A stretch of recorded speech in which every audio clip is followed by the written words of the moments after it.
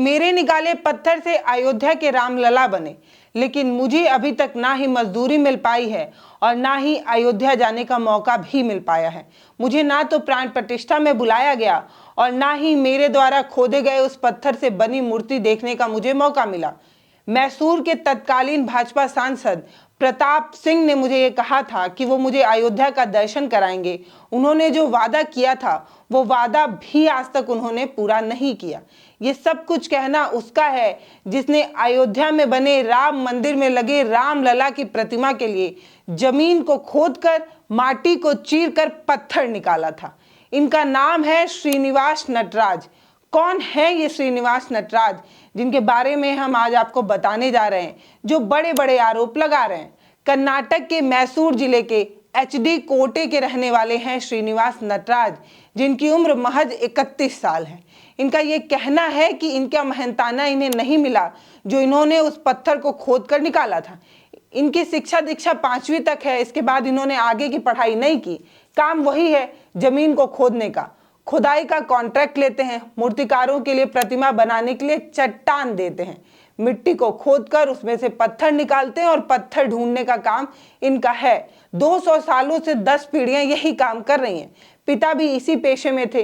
पिता के कर्ज को चुकाने के लिए 14 साल की उम्र में ही श्रीनिवास को ये काम करना पड़ा था। खुदाई का काम इन्होंने शुरू कर दिया जब इनकी उम्र महज 14 साल की थी। सरकारी और प्राइवेट जमीन लीज पर लेते हैं, कॉन्ट्रैक्ट पर लेते हैं और वहां से चट्टान निकालते हैं।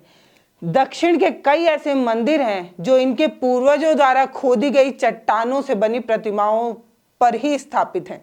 ये कहा जाता है कि वहां पर बहुत सी ऐसी मंदिरें हैं जिसमें जो प्रतिमाएं लगी हैं वो इनके पूर्वज द्वारा खोदी गई चट्टानों से ही बनी हैं। मुझे लगता है कि इतना परिचय बहुत होगा, लेकिन भैया मुख्य बात यह है कि ये 5 बड़े आरोप लगा रहे हैं। वो 5 बड़े आरोप क्या हैं? अयोध्या के रामलला की प्राण प्रतिष्ठा को 10 महीने हो चुके हैं और रामलला की ये जो प्रतिमा है वो कर्नाटक की कृष्णशिला से बनी थी। उस पत्थर का नाम कृष्णशिला है और वो जो पत्थर है वो मैसूर के मूर्तिकार अरुण योगीराज ने बनाया था। उस पत्थर से मूर्ति बनाने का काम अरुण योगीराज ने किया था। रामलला की ये जो मूर्ति इन्होंने बनाई थी उसके बाद इनकी खूब तारीफ हुई थी। प्रधानमंत्री ने भी इनकी खूब तारीफ की, अमित शाह ने भी इनकी खूब तारीफ की, उन्हें सम्मानित भी किया। रामलला की प्रतिमा बनाने वाले अरुण योगीराज की जितनी चर्चाएं हुई उतनी ही गुमनामी में वो खो गए जिन्होंने प्रतिमा के लिए पत्थर निकालने का काम किया था, श्रीनिवास नटराज। उनका आरोप अब ये है कि उन्हें ना तो कोई पहचान मिल पाया और ना ही उनके काम की मजदूरी उन्हें मिल पाई। मेहनताना भी नहीं मिला और नाम भी नहीं मिला। श्रीनिवास चट्टान की खासियत बताते हैं कि वो जो चट्टान है वो इतना खास है कि बताया ये जा रहा है कि रामलला की जो मूर्ति है वो 3 अरब साल पुराने चट्टान से बनी है और ये चट्टान श्रीनिवास ने खोजी थी। उन्होंने बताया कि ये जो कृष्णशिला है, ये जो पत्थर है वो दक्षिण भारत के सबसे पुरानी चट्टानों में से एक है। इसकी सतह इतनी चिकनी होती है, इसकी सतह की बनावट इतनी चिकनी होती है कि कई बार इसे सोप स्टोन भी कहा जाता है, यानी कि स्टोन का साबुन। इतना सॉफ्ट होता है, इतनी चिकनी सतह का होता है, इसलिए इसका नाम सोप स्टोन भी कहा जाता है इस पत्थर को। मूर्तियां तराशने के लिए इस तरीके के पत्थर को बहुत अच्छा माना जाता है, उत्तम क्वालिटी का माना जाता है इस तरीके के पत्थर को।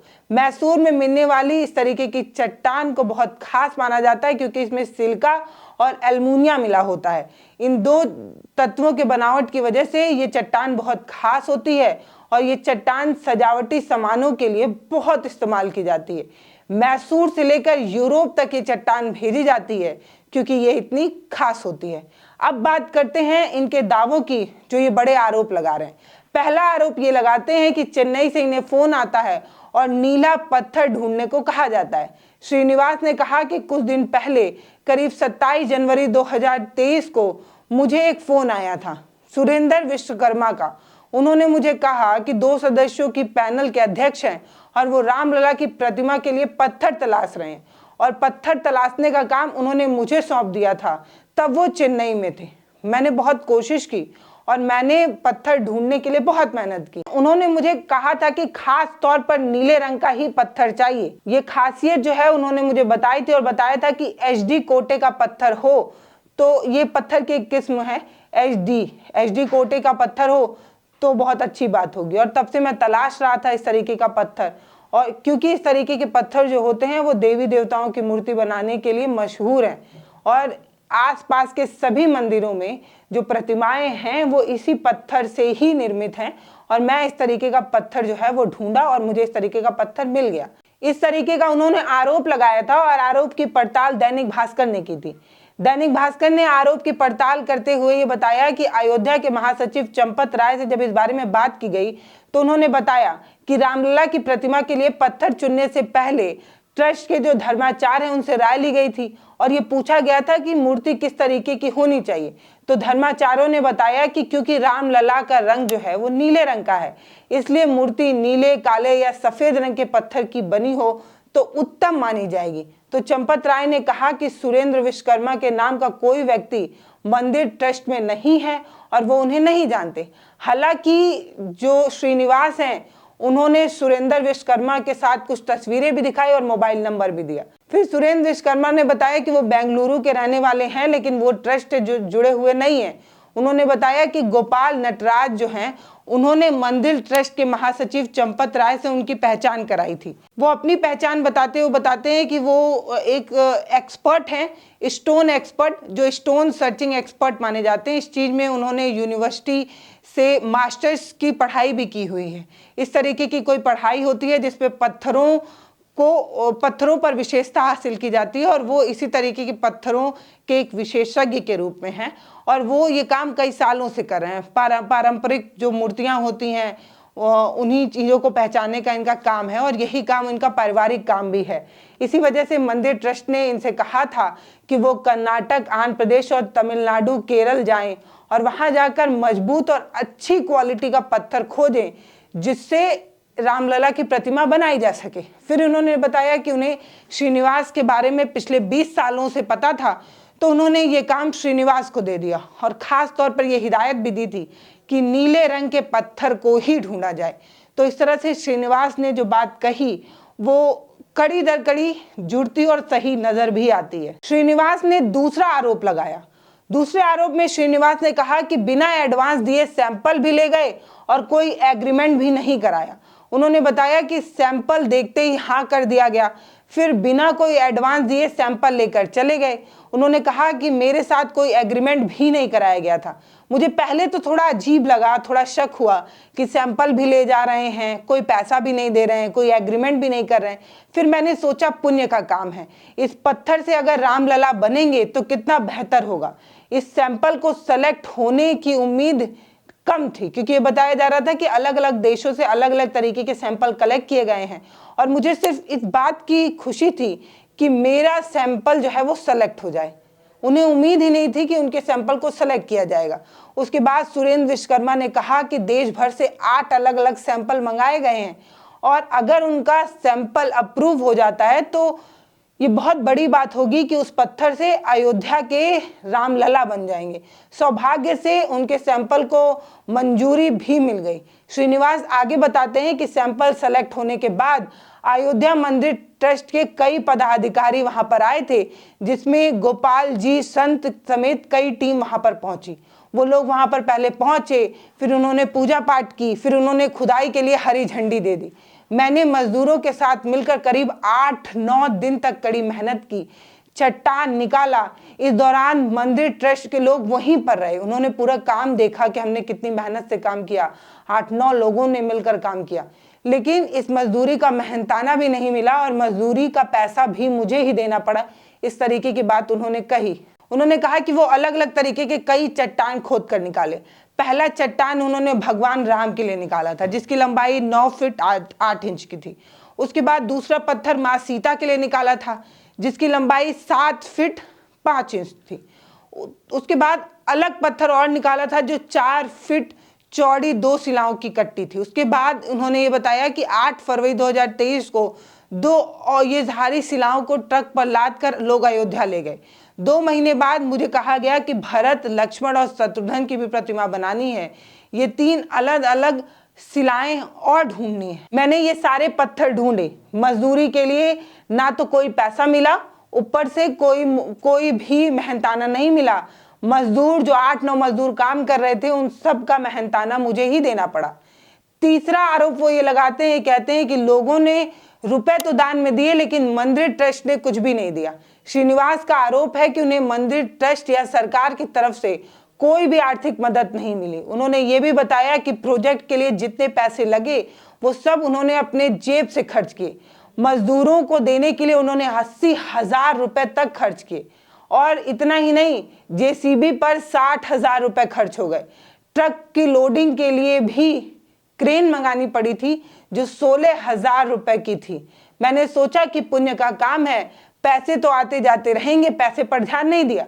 मुझे इस बात की उम्मीद थी कि पैसा तो मिल ही जाएगा, लेकिन खुदाई के दौरान मुझे कोई भी मदद नहीं मिली।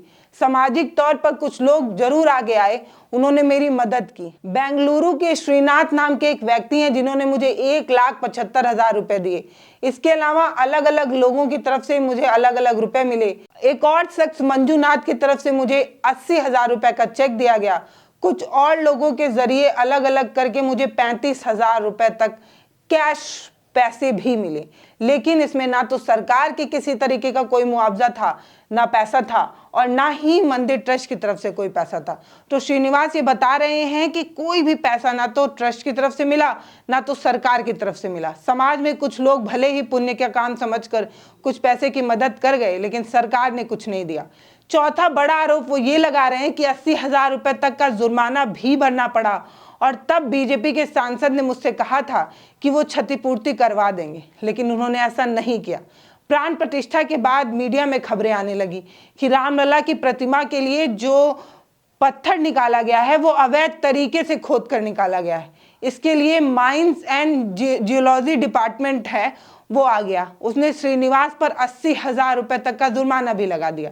माटी को खोदना, उसमें अवैध तरीके से पत्थर निकालना, ये सब अवैध माना जाता है, गलत माना जाता है, क्योंकि जो प्रकृति है वो वैसे ही खूबसूरत है और उसके साथ छेड़छाड़ की इजाजत हमारे पास नहीं है, इसीलिए उन पर 80,000 रुपए तक का जुर्माना लग गया। जुर्माने की बात बिल्कुल सही है, लेकिन वो सिर्फ रामलला की प्राण प्रतिष्ठा के लिए नहीं, दूसरी चट्टानों की खुदाई के लिए भी लगा था। मैं शुरू से राजनीति का शिकार हुआ हूँ, हर लेवल पर पॉलिटिक्स मेरे साथ की गई है। मैं 25 जुलाई 2022 को 80,000 रुपए तक का जुर्माना भी भर चुका हूं। इस तरीके का आरोप श्रीनिवास लगाते हैं। वो बताते हैं कि हर जगह पॉलिटिक्स ही उनके साथ खेली गई है। इस चीज की पड़ताल जब की गई तो पूर्व भाजपा सांसद प्रताप सिन्हा है, वो ये बताते हैं कि उनके ऊपर जो आरोप लग रहे हैं वो बिल्कुल गलत है। वो ये बताते हैं कि श्रीनिवास पर सिर्फ रामलला के लिए जो मूर्ति उन्होंने, जो जमीन उन्होंने खोदी थी, इसलिए नहीं उन पर इस तरीके का जुर्माना लगाया। वो अलग अलग जगहों पर अवैध तरीके से चट्टान खोद रहे थे, इसलिए उनके ऊपर 80,000 रुपए तक का जुर्माना लगा है। उस समय माइंस एंड जियोलॉजी डिपार्टमेंट को अयोध्या के रामलला की मूर्ति की खुदाई के लिए जानकारी भी नहीं थी, जिस समय उन पर 80,000 रुपए का जुर्माना लगा। मीडिया में सुर्खी मिलने लगी तो इस तरीके का झूठ बोलने लगे। मीडिया में श्रीनिवास पर जुर्माना लगने की जब खबर आई तो बेंगलुरु के एक डोनर थे, उन्होंने 1,15,000 रुपए कैश दिए और श्रीनिवास को वो रुपए मिल भी गया। तो दोबारा रुपए का सवाल कहाँ से उठता है? मंदिर ट्रस्ट या मेरे द्वारा कोई बड़ी रकम नहीं है वो पैसा देना, लेकिन अगर डोनर को श्रीनिवास से मदद मिल गई है तो फिर वो बार बार किस तरीके की मदद की बात कह रहे हैं, इस तरीके का स्टेटमेंट सामने आया। पांचवा आरोप, अयोध्या भेजने का जो वादा किया गया वो भी नहीं पूरा किया गया। मैसूर में कई घंटों तक इंतजार किया, उसके बाद घर लौट आया। श्रीनिवास बताते हैं कि जिस पत्थर ने लगभग 2000 किलोमीटर दूर जाकर अयोध्या में गर्व महसूस कराया, उसी पत्थर की मूर्ति वो भी देखना चाहते हैं। उन्हें इस बात का भरोसा था कि रामलला का उन्हें दर्शन होगा, लेकिन वो रामलला का दर्शन नहीं कर पा रहे हैं। वो चाहते तो हैं कि सरकार इस तरीके से उन्हें सम्मानित करे जिस तरीके से उस पत्थर से मूर्ति बनाने वाले को सम्मानित किया गया था, लेकिन ना तो उन्हें प्राण प्रतिष्ठा में बुलाया गया और ना ही वो आज तक जा पाए। 22 जनवरी के दिन हमने खुदाई स्थल पर पूजा जो हुई थी, तब एक मंदिर बनाने तक की भी बात कही गई थी। अयोध्या जाना उनके लिए सपने जैसा है। पूर्व सांसद जो हैं वो प्रधानमंत्री नरेंद्र मोदी से मुलाकात कराने का भी वादा किए थे, लेकिन उन्होंने अपना वादा नहीं पूरा किया। खुदाई वाली जगह पर मंदिर बनाने वाली बात भी की थी, सब झूठे बात निकल गए, सब वादे झूठे हो गए। जमीन का मालिक जो है रामदास, वो मंदिर बनाने के लिए आज भी तैयार है। उन्होंने 6 गुट्ठा जमीन दान में भी दे रखी है, लेकिन इसके बावजूद भी मंदिर नहीं बन पा रहा। इस तरीके का बड़ा आरोप श्रीनिवास लगा रहे हैं।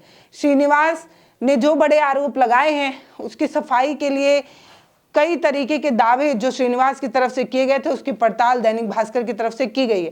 बाकी श्रीनिवास बार बार ये कह रहे हैं कि उन्होंने इस तरीके से मेहनत की, मट्टी को खोदा, जमीन को खोदा, बहुत नीचे से वो पत्थर निकाले, वो पत्थर लोड कराने में, मजदूर की खुदाई में जो भी पैसा लगा वो ना तो मंदिर ट्रस्ट ने दिया ना सरकार ने दिया। बाकी श्रीनिवास जो बड़े आरोप लगा रहे हैं उस पर आपका क्या कहना है वो आप हमें कमेंट सेक्शन में लिखकर जरूर बता सकते हैं। नमस्ते, मैं पल्लवी हूँ, आप भारत एक नई सोच देख रहे हैं। बहुत बहुत धन्यवाद।